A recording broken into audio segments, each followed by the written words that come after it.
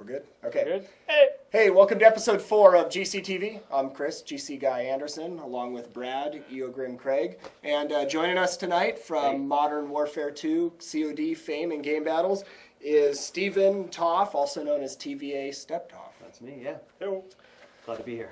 How are we doing tonight? Doing okay. Good, good. Well, let's I guess start with you, Steven. And how did you get into this whole game battles? Well, it started with Call of Duty 4 or even before Call of Duty 4. Okay. It was actually my dad bought the game and said, "Man, I'm playing this new Call of Duty game," and I was still stuck on Counter-Strike. And I said, nothing will ever kill Counter-Strike. He said, "Give it a try." Tried it, never looked back. It's just. So did you start playing PC first and then transition to Xbox? Exactly. That's exactly what I did. And more of my friends couldn't afford the high-end computers to support it, so they went out and bought the $199 Xboxes, and I said, I'll join the party, join the bandwagon. And that's how you started. So then with TVA, did you, I mean, was that like the first team you were on, first clan you were in? Or? I created this team with a friend of mine with the goal of, this is it. We don't want to keep remaking teams, disbanding, arguments happen, people separate and come together, We want to make a team where it's a group of friends, through thick and through thin, whether we play Madden, whether we play anything, it's TVA. So that's how it started, and so far pretty successful. So you guys on the Game Battles rankings for COD 4 did pretty well. We did. We placed high in a lot of tournaments. Ladder play kind of made a name for ourselves on that also. It just kind of became a household name. I mean, I couldn't enter a pub without someone saying, "Oh, look, it's a TVA member," just because of the placement we made. Right. PCL, semi-pro, so. Wow, and then that carried over into Modern Warfare 2. So you guys are one of the top-rated teams right now in the ladders for that. So what do you think the prospects are of MLG actually? I mean, I've got my own opinion. I can't say I have inside information, but I sort of do. I mean, what's your take on Modern Warfare 2 and MLG?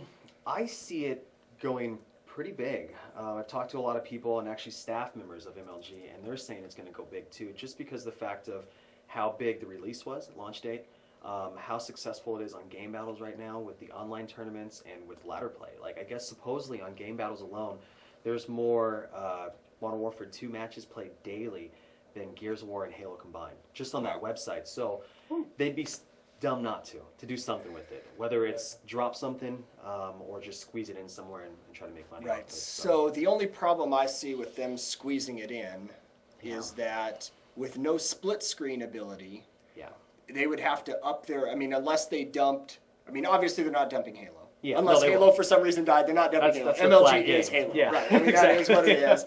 I'm not a Gears of War fan. I think it was a great campaign game. I think it was a terrible tournament game. Rumor in the forums are saying that they might drop Gears for Modern Warfare.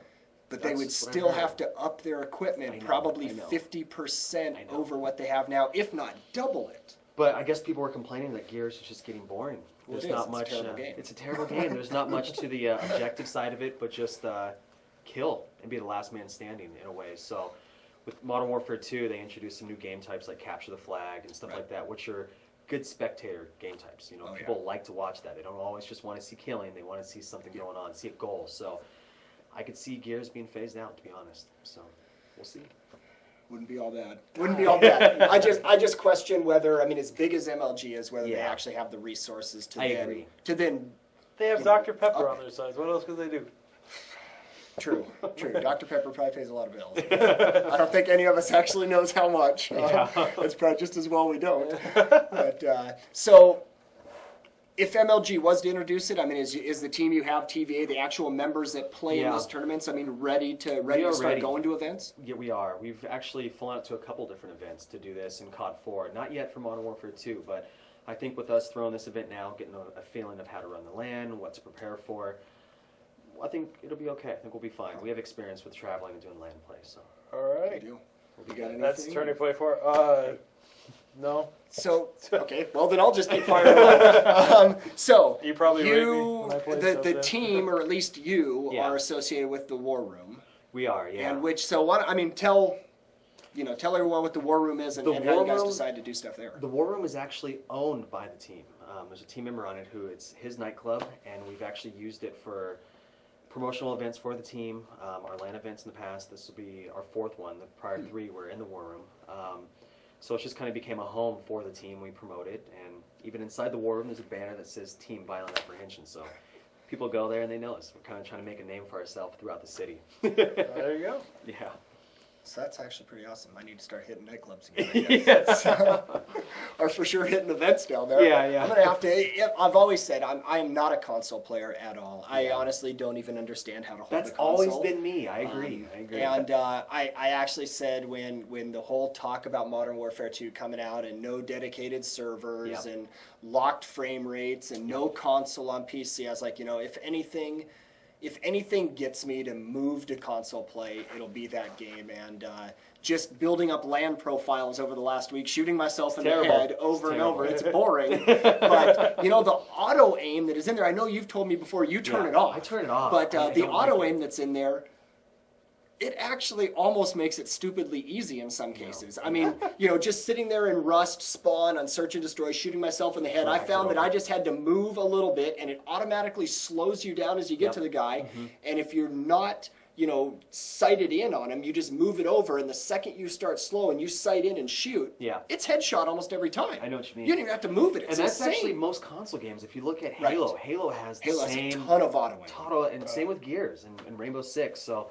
But it's needed because you don't have the precision of a point and mouse. click, I know, which is the hard part that I have. Exactly. Which you just can't beat 101 keys in a mouse. You just can't. Yeah, I know what you mean. I don't know. I might have to start playing Modern Warfare 2 on the Xbox. Give it a try. I'm getting used to it now. I'm getting used to the targeting. So nothing like shooting yourself in the head to level 45 to figure out how to aim. That'll teach you. So yeah. So good deal. So what's plug your website? May as well get that in here too. All of them. tvaclan.com. It's tvaclan.com. It's our main team website. You can sign up on there. We allow users to come and upload media, whether it's their own links to videos, pictures, anything about yourself. Put it on there. It's just a community website.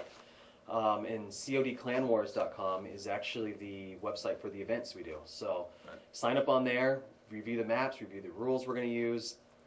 All your info's on there.